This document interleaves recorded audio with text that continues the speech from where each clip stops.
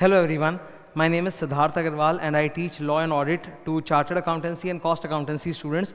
इस साल 2025 में I am going to roll in a lot of new batches, new books, सब कुछ होने वाला है और शुरुआत पहले होगी सीए इंटर लॉ के साथ। तो जैसा कि आपने थंबनेल में देखा होगा लॉ 2.0, मतलब ये एकदम पूरा डिफरेंट होने वाला है from whatever we have done so far, उससे एकदम अलग होने जा रहा है। तो सबसे पहले लॉ के साथ शुरुआत करूंगा मैं।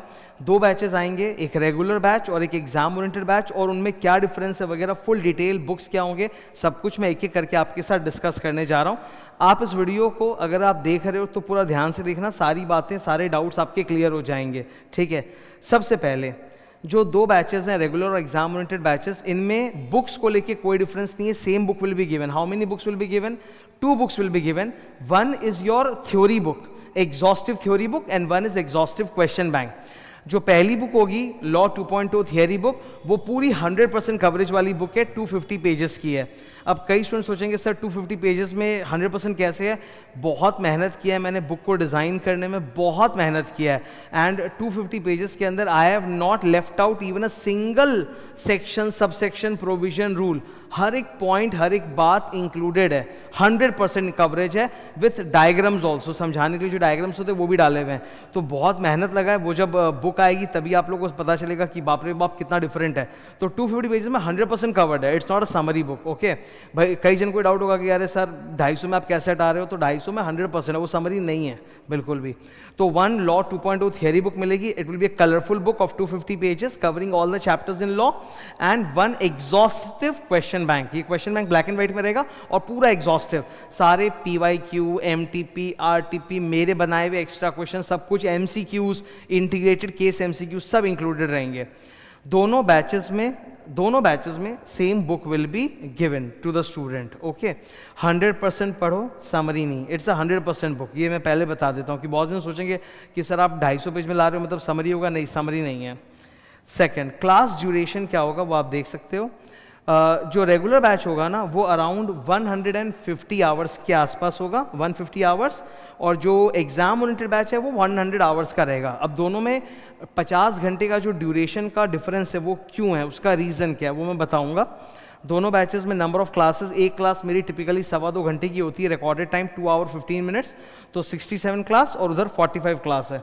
फीस आप देख सकते हो कवरेज वाइज, ठीक है। फीस मैंने बहुत सोच समझ के इकोनॉमिकल रखा है, इससे नीचे जाना मेरे लिए पॉसिबल नहीं है। हर चीज़ के कॉस्ट, एक्सपेंसेस, ओवरहेड्स बहुत बढ़ गए हैं और GST भी देना पड़ता है। ऑब्वियसली तुम लोग तो जानते हो GST के बारे में, वॉट एवर फीस यू पे मी उसमें 18% goes GST to the government. तो फीस मैंने बहुत सोच समझ के रखा है, उससे नीचे जाना सचमुच संभव नहीं था। अब ये देखो कवरेज दोनों बैचेस में, चाहे रेगुलर हो चाहे exam oriented, I will be teaching all sections. मैं पूरा 100% कवर करूंगा, रेगुलर में भी एग्जाम ओरिएंटेड में भी, मतलब कोई भी टॉपिक या सेक्शन पे छोड़ने वाले नहीं है। तो सर फर्क कैसे आता है? ऑनेस्टली फर्क जो आता है वो स्टूडेंट से आता है, टीचर से नहीं आता है। स्टूडेंट से फर्क कैसे आता है मैं आपको समझाता हूं। जैसे ये पॉइंट नंबर 6 आप देखो, कौन से स्टूडेंट को कौन सा बैच लेना चाहिए, ये मैं एकदम साफ बता रहा हूँ, एकदम क्लियर। जिन स्टूडेंट्स का एग्जाम 6 महीने से लेके 10 महीने के अंतराल में, मतलब you will be appearing for your exam, आप मतलब जब आप मेरी क्लासेस परचेज कर रहे हो वहाँ से सपोज 6 महीने बाद, 7 महीने बाद, 8 महीने बाद, 9 महीने बाद, 10 महीने बाद आपका एग्जाम है, तब आपको रेगुलर बैच लेना चाहिए, ठीक है। बिकॉज उस समय जब एग्जाम दूर होता है ना, तब हम लोग को चाहिए कि हमें और ज़्यादा कंसेप्चुअली पढ़ाओ, धीरे धीरे बताओ, हर चीज़ समझाओ, हमारे हर एक डाउट सॉल्व करो। उस तरह से स्टूडेंट का जो नॉलेज एब्जॉर्ब करने का जो एक मेंटल स्टेट होता है ना वो अलग होता है। और जब एक स्टूडेंट का एग्जाम बहुत नज़दीक आ गया है, ठीक है, 2 महीने बाद एग्जाम है सर, 3 महीने बाद, 4 महीने बाद, 5 महीने बाद मेरी तैयारी नहीं हुई है, ठीक है, 2 से 5 महीने बाद, मतलब when you are taking my classes, वहाँ से 2 से 5 महीने का आपको गैप दिख रहा है कि भाई इसमें आने वाला है मेरा, ठीक है, तो उस केस में you can go for exam oriented batch. वहाँ पे आप एग्जाम ओरिएंटेड में जा सकते हो, क्योंकि क्या होता है ना, जब एग्जाम नज़दीक आ जाता है तो स्टूडेंट का मेंटल स्टेट बदल जाता है, स्टूडेंट फास्ट हो जाता है हर चीज़ में कि नहीं मेरे को जल्दी बताओ, मेरे को इतने डाउट नहीं चाहिए, मेरे को इतने लॉजिक नहीं चाहिए, मेरे को फटाफट पढ़ा दो सब कुछ, ठीक है, बस काम का पढ़ा दो।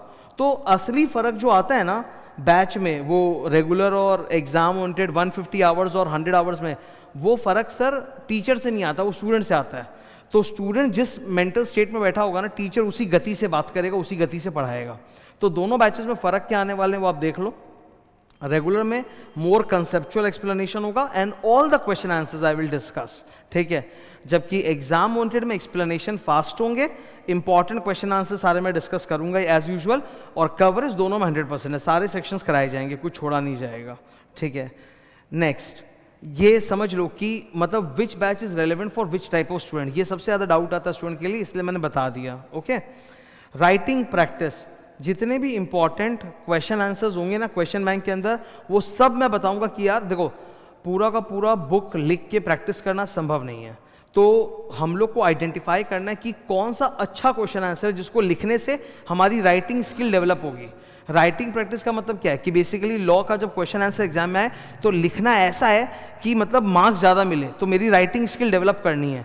तो राइटिंग स्किल डेवलप करने के क्वेश्चन आंसर्स अलग होते हैं और इंपॉर्टेंट क्वेश्चन आंसर्स जो हार्ड होते हैं वो अलग होते हैं, ठीक है। तो मैं राइटिंग प्रैक्टिस के लिए जो जो क्वेश्चन आंसर्स होते हैं ना कि यार ये करो, इससे तुम्हारा राइटिंग स्किल बिल्ड होगा, तो वो सारे क्वेश्चन आंसर मैं बताऊंगा और डिस्कस करूंगा। Test series, I will be conducting chapter wise test, conducting in the sense कि मैं क्वेश्चन पेपर विद सॉल्यूशन वो मैं पुट करूंगा सोशल मीडिया पे, सेल्फ इवैल्यूएशन टेस्ट होंगे, ठीक है। मतलब पहले मैं आपको एक टाइम स्लॉट दे दूंगा, मैं पहले से अनाउंस कर दूंगा कि भाई चैप्टर 1 अपना कंप्लीट हो गया, इस दिन मैं इसका टेस्ट लूंगा, पहले से अनाउंस रहेगा ताकि तुम मेंटली पढ़ सको कि 15 चैप्टर है तो सर कब कब टेस्ट देंगे, खत्म होने के बाद कब कब, ताकि हम पढ़ाई कर सके, रिवाइज कर सके। मैं पहले से अनाउंस कर दूंगा टेस्ट का टाइम, फिर टेस्ट कितने मार्क्स का है, 50 मार्क का कि 100 मार्क का, क्योंकि एक चैप्टर का टेस्ट तो 100 मार्क का नहीं हो सकता ना, तो कम ही का होगा। उसके हिसाब से उसका मैं शेड्यूल बता दूंगा कि टेस्ट 3 घंटे का है कि 2 घंटे का है कि 1 घंटे का है, और मैं टाइम पहले से बता दूंगा, अनाउंस कर दूंगा, और एग्जैक्टली जब टाइम स्टार्ट होगा तब क्वेश्चन पेपर आपको मिलेगा, और फिर एग्जाम जब खत्म होगा उसके बाद आपका आंसर पेपर भी मिलेगा, ताकि आप तुरंत कंपेयर करके अपने आप को देख सको कि how much marks are you scoring. Test series और राइटिंग प्रैक्टिस, इन दोनों का मकसद ही है कि एक तो राइटिंग स्किल डेवलप हो जाए फॉर एग्जाम, कि कैसे लिखना है, ताकि उत्तर कैसे लिखना चाहिए ताकि ज़्यादा नंबर हम लोग को मिले, और दूसरा चैप्टर वाइज टेस्ट में इसलिए लेने के थोड़ा फेवर में हूँ क्योंकि एक पूरा बड़ा टेस्ट मैंने भी पिछले 2-3 महीने में ना लगातार बहुत सारे संडे टेस्ट कंडक्ट किए थे 2-3 महीने तक, और 100 मार्क का था पूरा फुल सिलेबस वाला। तो वहाँ पे स्टूडेंट्स को तकलीफ होती है कि सर मेरे को पूरा सिलेबस एक बार में याद नहीं है, तो ठीक है ना, चलो चैप्टर वाइज कर लो, तो एक एक चैप्टर पे फोकस रहेगा और रिवाइज होते जाएगा, इसीलिए चैप्टर वाइज टेस्ट पे जा रहा हूँ मैं, ठीक है। नेक्स्ट शेड्यूल क्या है, रेगुलर बैच ऑब्वियसली पहले स्टार्ट होगा, it will start after CA foundation results. CA foundation की जो रिजल्ट्स है ना, they are expected I think in February month, somewhere around February आ जानी चाहिए।